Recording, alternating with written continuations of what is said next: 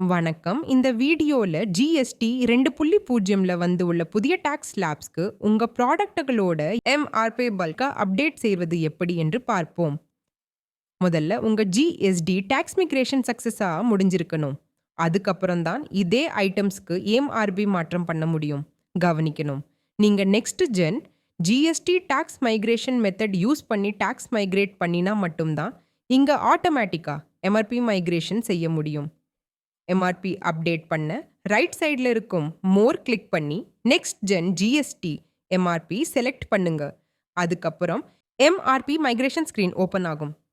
அங்கே வரும் இன்ஸ்ட்ரக்ஷன்ஸை கவனமாக படிச்சுக்கோங்க.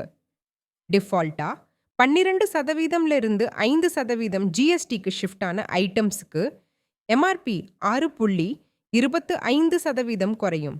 28% இருந்து 18% ஜிஎஸ்டிக்கு ஷிஃப்ட் ஆன ஐட்டம்ஸுக்கு எம்ஆர்பி 7.81% குறையும். இன்ஸ்ட்ரக்ஷன்ஸ் படித்து முடிச்சு எம்ஆர்பி அப்டேட் கிளிக் பண்ணுங்க. அதுக்கப்புறம் ஒரு வார்னிங் மெசேஜ் வரும். கன்ஃபார்ம் பண்ண எஸ் கிளிக் பண்ணுங்க. கவனிக்கணும். ஒன்ஸ் மைக்ரேஷன் கம்ப்ளீட் ஆனதும் அதை மீண்டும் ரிவர்ஸ் பண்ண முடியாது. மைக்ரேஷன் முடிஞ்சதும் உங்கள் ஸ்க்ரீனில் கன்ஃபர்மேஷன் நோட்டிஃபிகேஷன் வரும்.